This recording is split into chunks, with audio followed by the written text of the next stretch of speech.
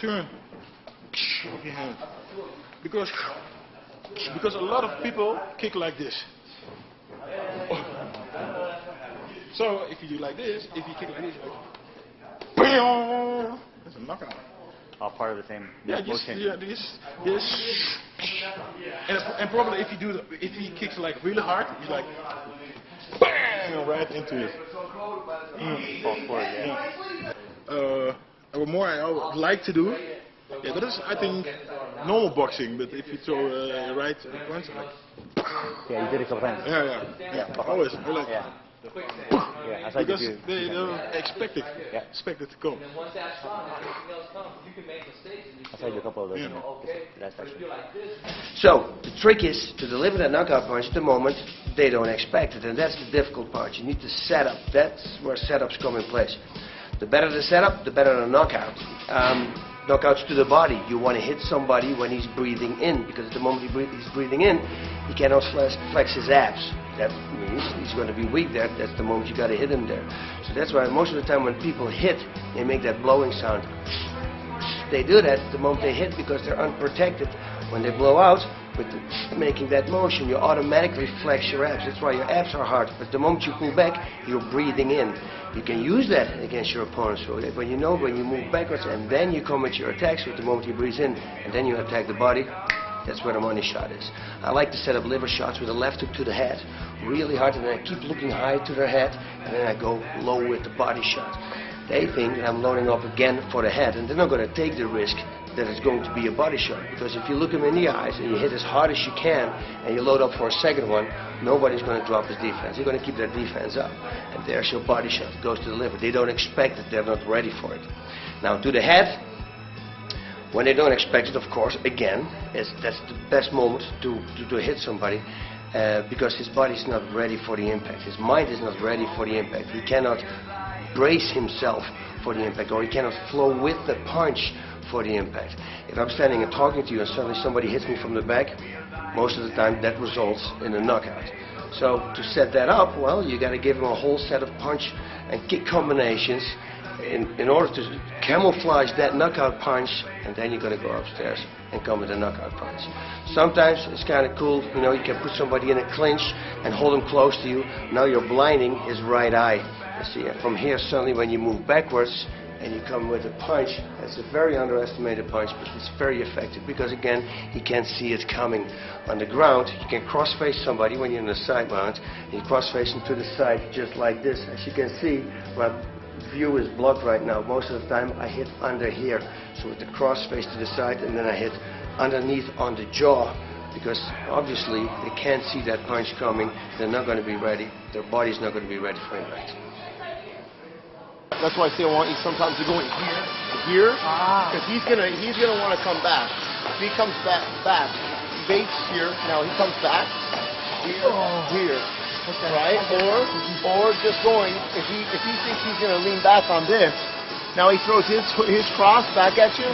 Your hook is gonna be there. That's why we're coming back to that body hook all the time. Yeah, because those guys don't go in those body hooks. Not at all. Nobody does. Right. Nobody does. And it's a distance thing. Here. And if you want, jab with them and then that up, down, up, right?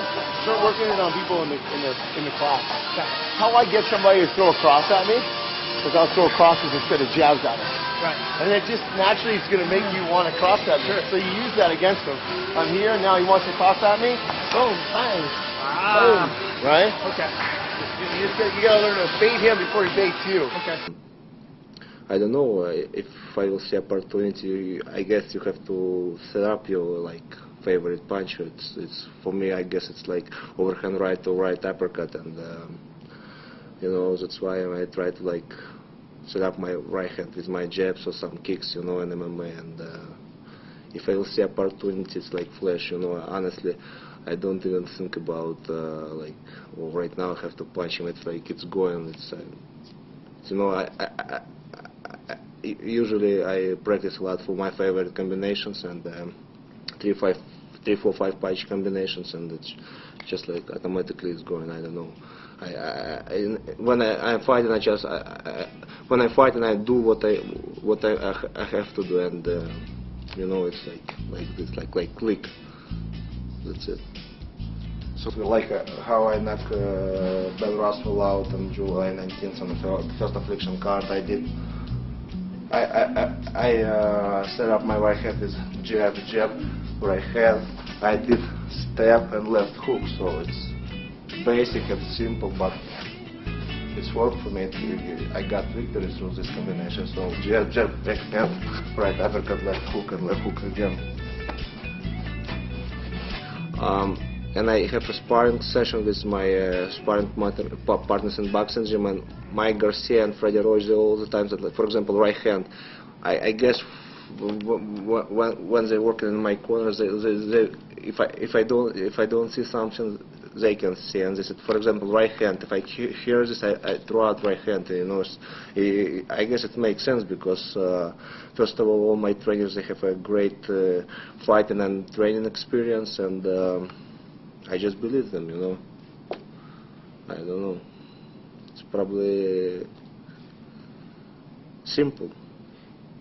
You have to like do what you have to do, and it's like you going. If every day you practice for your favorite combinations. For example, before the fight against Ben Russell with Mike Garcia, I used to train a lot like jab, right hand, step on my right uppercut, left hook. You know, I don't even remember that I did this, but when I watch after the fight, I watch a DVD with my fight, and I saw this. Yeah, it's exactly what I did before the fight, and after the fight against Roy Nelson, I remember Freddie Roach. He told me, set up your right hand with your left jab, like give him some pressure, and like I check again. I watch my fight on DVD after the fight, and I see like jab and straight right hand, right on his chin. It makes sense, you know.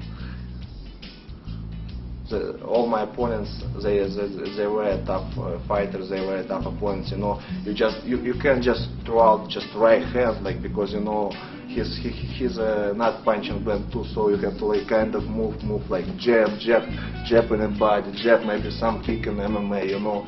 So I didn't use the kicks, and I just in beginnings and round I gave some pressure to Ben Russell, and I just pressed jab, right hand, step, right uppercut, left hook, step again, left hook again. So you know, it's how I explain my trainers to me what I have to do. You know, as far as stuff you're going to want to do to, you know, throw people off their game is maybe fake shots, maybe shoot, you know, maybe throw low kicks and then come high. That's something St. Pierre does. He throws a lot of low kicks.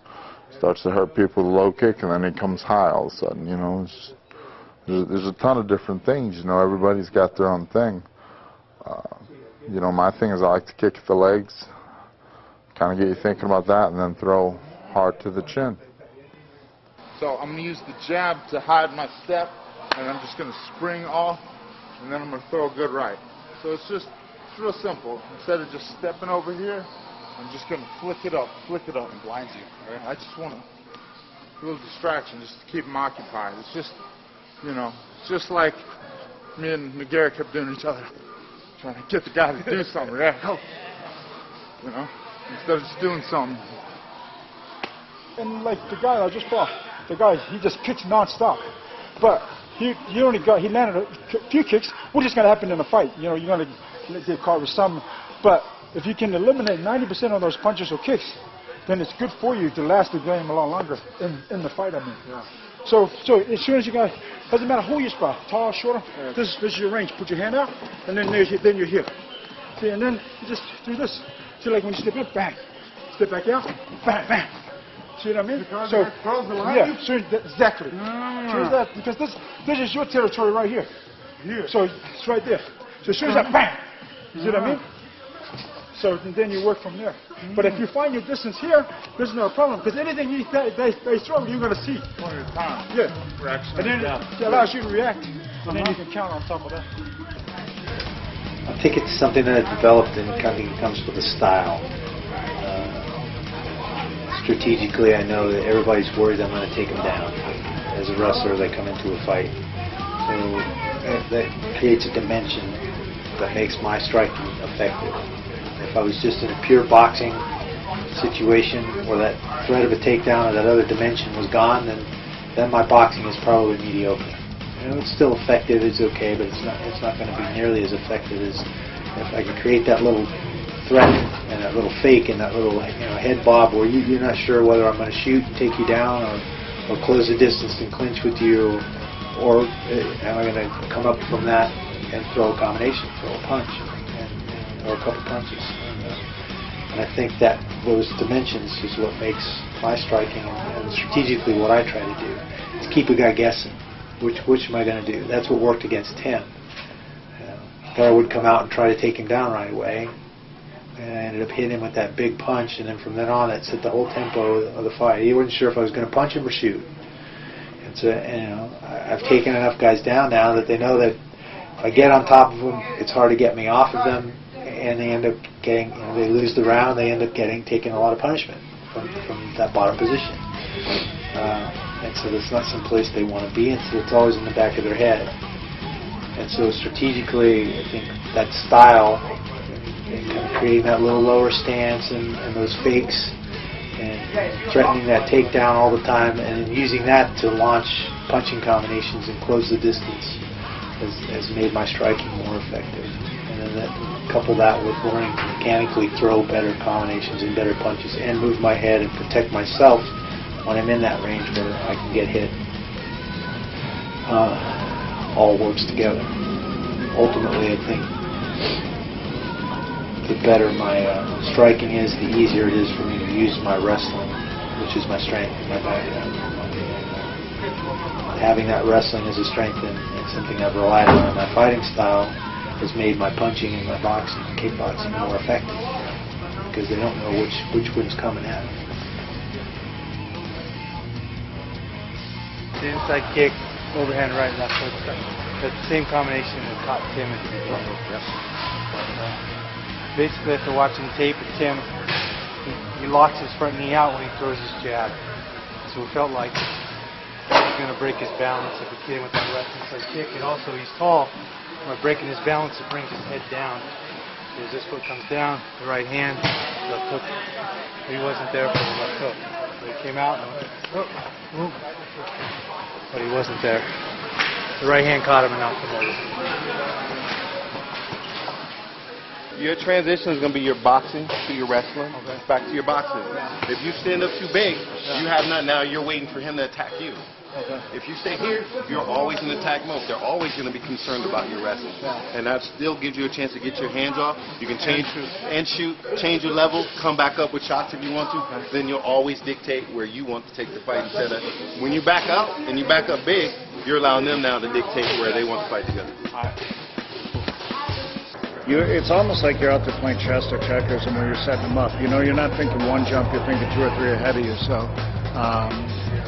I guess it's years and years of experience how to set people up. You're setting someone up to knock them out, lure them in, bait them, and then you're able to catch them with that big blow.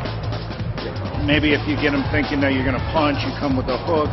Maybe if you fake with a jab, like I hit him with a spinning back fist, had him hurt. I just didn't jump on him. It's just, you get them thinking one thing and you catch them with another. And you come from all different angles. For me, I come from angles. I'm deceptive. I hit hard, so it's just a matter of setting the person up. If he threw a jab at me, while he's throwing the jab, I might come over the top, hit him here. If he's throwing the jab, I might knock it down, come here. Right? He could throw a jab here. I could come over the top, hook here. So there's different ways.